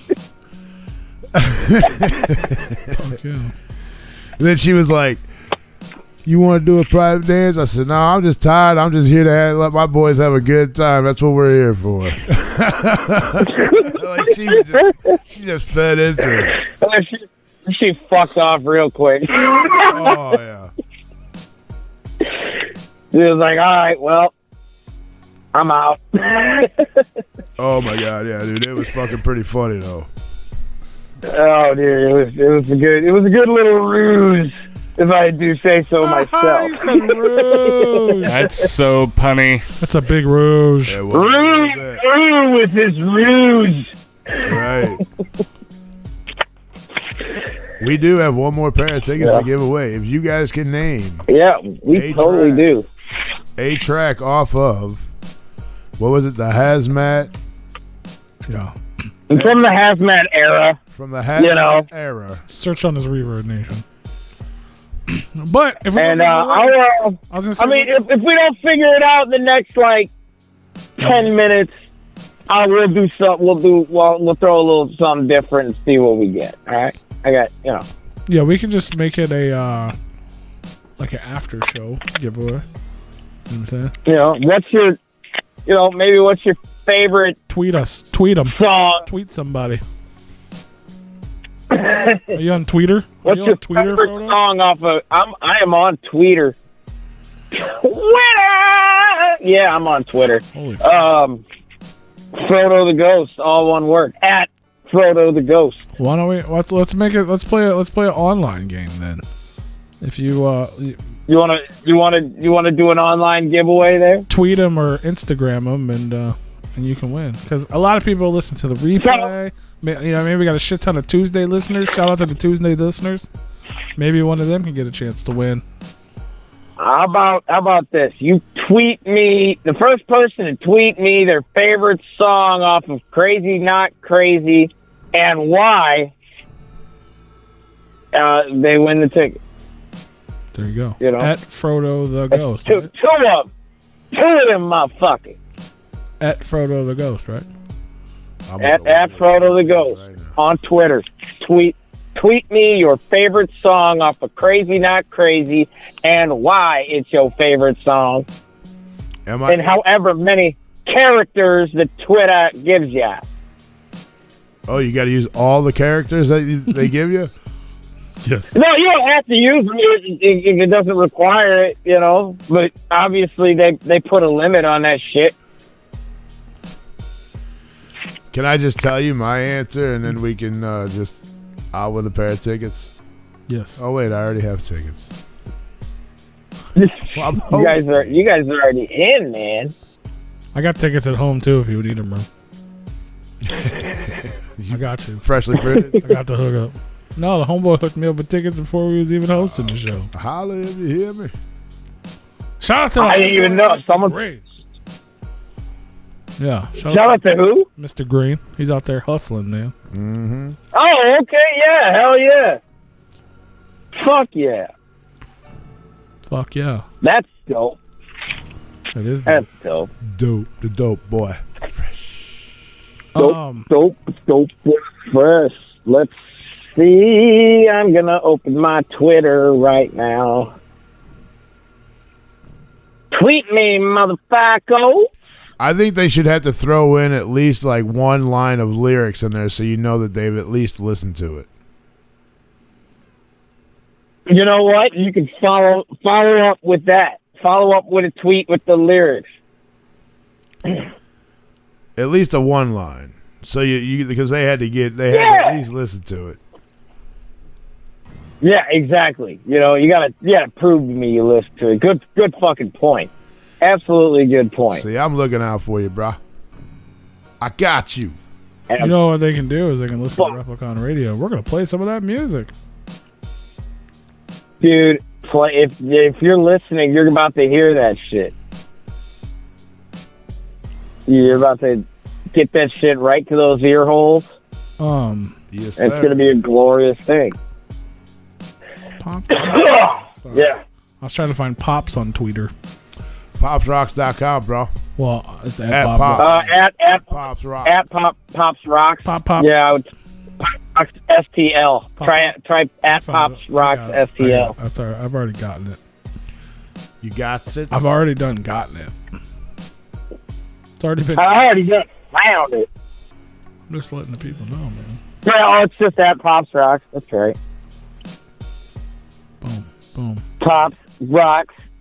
Pop rocks. Now I got a question. I mean, not that it really matters. It's just about the show. Are we gonna be on main stage or side stage? Main stage. That's the only one they're using. All right. Yeah, I was wondering if they had both, if they're using both of them or not. No, they only got one stage set up for performances now, and that's how it's been since before the pandemic. Oh no shit! All right. Yeah, so That's cool. So we don't have to really walk a mile to get to where we got to get to. you don't have to walk very far, no. I mean, I can roll Just that up and far. down a ramp or the stairs, whatever you want. All right, so like I said, we're gonna play some music for everybody here shortly when we take our musical break, which is probably actually gonna be the end of the. Don't play that. Stop that. Don't do it. I started playing when I opened it, but I'm gonna go over these. Do it. I'm gonna go over the tracks that I have here for everyone to enjoy, and we're gonna discuss them with the artist himself because he's live on And the show. he's here. Frodo the Ghost. So I'm going to tell you the tracks I got lined up for the playlist, and you're going to tell me if you got a fun story or some tidbits or some information about these tracks, okay? Oh, please. I do got a fun story about one, so I hope you name it. Nope, it's not on there. Grape Joe, you don't have to be on Twitter. You already won, brother. What the fuck does he not understand about? He's like, I want more, motherfucker. I appreciate That's it. not enough. You won already. You don't. You got a Facebook. Hit him up on Facebook, Frodo the Ghost. If you can't hit me up, and I'll make sure we get you taken care of, bud. Yeah. We will make sure it happens one way or another. So first up, man, I got the Humanity Trials featuring the homeboy Preach. Oh yeah, that's a fun one. That's produced by Native Keys, mixed and mastered by Matt Goodman, aka Mix of the FTI Army. That was a fun track. I just, it was something I got real lyrical on, and the tone just fit Preach like really well. I just felt like it screamed his name. So I got him on there, and he killed it. He put in a lot of really good effort on his verse, and it's very diverse. It's just amazing. It's a good verse. I didn't tell Joe he already won. Hell yeah. Next up, we got the title track, Crazy Not Crazy. Yep, that was inspired by Rob Zombie's 31. It was produced by it was produced, mixed, and mastered, and filmed and edited by Mix, meaning, the music video and the song. That's all Matt Goodman. The Film Legends, which is his current company with his videography and stuff. So shout out to Matt. Shout out to Mix. Shout out to Mix. That's my brother. Shameless plug for Replicon Radio, because that's what you're listening to right now. This song was inspired by the Rob Zombie movie 31. Last week on the program, we had one of the composers of 31 and the full composer from 3 from Hell and producer for Mr. Rob Zombie, Mr. Zeus, the producer. If you guys missed that episode, go check out the replay. Yep. That's fucking sick. Yeah. But the character in that movie that inspired that song was obviously Doomhead. And I'm assuming you guys seen the movie. Yes. Yeah. Yeah. So, yep. I'm happy with the way that turned out, and it was definitely my vision. It really was. Fuck yeah. Next up, all of it. We got that feeling you get after a week on tour with Wolfpack. It's called Stretched Out.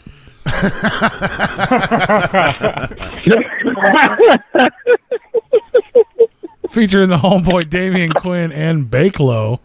Right there on that one. Oh man, what a track we got there. Again, another Matt Goodman special with the beat, and it screams both those guys, man. They both put a lot of really good effort into it. Started off with it was gonna just be me and Damian Quinn, and I'm like, man, let's make this bigger. I hit up Bakelow and I said, here we go, let's do it. Oh yeah, shout out to both of you guys. Mike definitely was trying to turn it into an underground chant, and I feel like it will get there one day. One of these days. So one of these days. Next up, Damian and Bakelow definitely killed it. Hell yeah, man. The next track I got on the list is a feature, Soul to Keep, Scum featuring Frodo the Ghost off of Scum's latest album. There's a story about that. We had locked down a show with him. It was literally the day before everything shut down. We locked him in for a show, and then, we talked about it the next day. He's like, yes, that's probably canceled, isn't it? And I'm like, yeah. He's like, so, you want to do a song? Yeah, let's do it. Fuck yeah. So then, he sent me 2 songs to pick from. And, a little fun fact, he sent Cody Manson the same 2 songs. And, he just wanted to see, he gave us, each the pick. He wanted, if we both picked the same one, we'd both be on it. If we each picked a different one, that would be the one he did with us, which we obviously picked different tracks.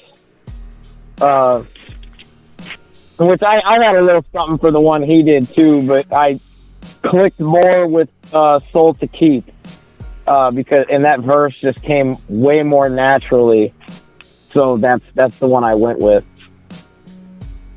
Hell yeah. And then last one I got is Outcast Out the Womb. Outcast Out the Womb. That's one of my favorite hooks on the album. Throw down a little bit of lyricism. It's one of Matt's favorite beats on the album. And again, another Matt Mix Goodman special. FTI Army film legend. And just that beat was just funky. I remember when he made it, and he was really feeling the flow right there at that time, and cranked out that one. That was a fun little jam to do, and I love the hook, man. It's just a great, kick that fucking door in. No pun intended. Fuck yeah, man. So, yeah, it's not cool. a door, that's a boom. Good fucking choices. The one that had the really good story behind it was BNM, which stands for Don't Nobody Move. It's another track. The beat was by Native Keys, mixed and mastered by Mix Goodman. And basically the second verse is where the story's at. We had a show with Team Guillotine at Fubar that me and Nice had put together over there. And one of our groups had a little bit of an issue with some lady problems, honestly. And me and Nice, when we were on stage doing our set, we could see something going on in the crowd. And it was, what was really cool was like us looking at each other like, what the fuck's going on, while we're still like rapping and performing our shit without missing a beat or skipping a word or anything. But we're like, it was like just with our eyes, like we were communicating to each other. It was awesome. And then, I set up the next group, went out, smoked a blunt, watched a bunch of cops speed around the corner on the side of Fubar on that cross street. And then I get out and finally I set up the other band and then go to the back, and there's Anthony Sasser, the Beard Productions, and he takes me and Nice to the green room in the very, very back of Fubar and explains to me a girl got her finger nearly bit all the way off. And I lost my shit. I was like, what? Craziest shit that has ever happened at any show that I ever did in my life. Basically, one of the members of one of the groups. Sorry, what? I said juggalos don't like fingers. We got to cut them shits off. They weren't even juggalos, man. That's the craziest shit about it. This group was like the total like left field out of all of that whole thing we booked. And like, basically, dude brought his wife, but invited the side chick, And the wife figured out that was the side chick, threw a glass of water on the side chick while me and Nice were performing. It almost hit the sound booth. We were lucky it didn't, because it almost fucked the whole night up for all of us. And, luckily we were able to continue. And so later on, they're outside. The wife's trying to get the car keys from her husband, and she's doing the whole "I'm going to throw my hand in your face when you try to talk" thing. And so when she did that, he opened his fucking mouth and chomped down as hard as he could on her middle finger. Jesus. And, like, what Sasser told me, he was like, well, she's not going to lose the finger, but it'll never be the same again. So, like, when you hear that verse on that song, if you go and listen to that, it's the second verse, and I go, what the fuck was that? Dude just bit his wife's finger off. That's the story I'm talking about. That's crazy. Like, holy shit. I know. It was the first show me and Nice had ever thrown, and wow. It's one of many gems. Man. There's a super fun tidbit for that one. And if you want to win tickets to the concert, you can lie and say that's your favorite song and tweet Frodo the Ghost and tell him that's the reason why, because you like biting fingers or some shit. But, or like you can listen to the songs we're about to play for you tonight, and then you can go look up the rest of it if you like it. Absolutely. And then send them a tweet and come see us all this Friday night at Pops, man. It's going down. We are out of time, so I definitely want to get to this music, so we're going to have to get you off of here. I got to ask you the question that we ask all of our guests, because that's what we do here. Essentially, bro, you got 3 records that inspire you, either as an artist, as a person, as a man. Maybe it's the one you cry to when you're all alone in your mom's van, or it's the one you punch the wall to when you're mad because someone didn't bite your finger. What 3 records you just could not live without? What would they be? I'm gonna go right now. Twisted Most Tasteless. Let's see. Malpractice from Redman. And Big Ruse. And that's Boondocks is under Ruse. Fuck, man, this is a hard fucking choice.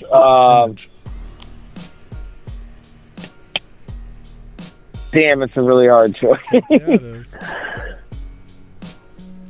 I'll say I really liked ICP's Hell's Pit album when I was really first getting into their stuff. So like I'll go with that one too, because it was a big influence on me as well. There you go. So yeah, ICP Hell's Pit, Twisted Most Tasteless, and Redman Malpractice. Fuck yeah. A little East Coast Juggalo action going on, baby. That's what's up, man. Fuck yeah, man. I love that East Coast New York shit, man. Fuck yeah, man. Crazy Not Crazy. It's out now. Stream it. Bump it. Come to the show Friday. Pick up a physical copy. Yeah. And I'm sure if we don't sell out on Friday, you'll be able to purchase one, and we'll let you guys know how to do that when they become available. It did not arrive today. They'll be here by Friday.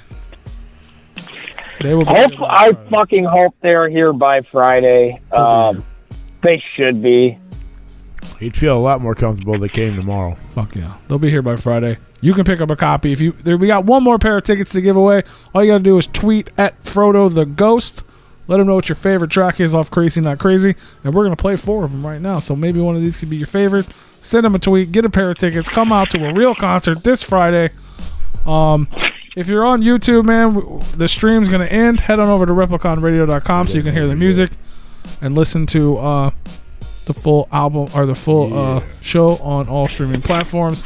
Next week on the show, while we have your attention, tune in for that. We're back next Monday, May 17th with Politicize. He's got a brand new record ready to drop, including a dope feature from Mr. Shaggy 2 Dope. So we're going to talk all about that. It's going to be dope. So tune in for that. Much love to Frodo the Ghost. We'll see you this Friday, brother. Much love. Can't wait to throw it down. Much love to Replicon Radio. Shout out to all y'all listening. And I'll see y'all May 14th at Pops. We gonna party till the sun comes up, baby. Do you even Pops, bro? Hell yeah, brother. All right, man. Much love. We'll talk to you soon. Everybody else, head on over. Check out the music. Thank you, guys. We won't be back, but we'll be back next week, and we'll talk all about it. Yeah. Peace. Replicon Radio, FTI Army, you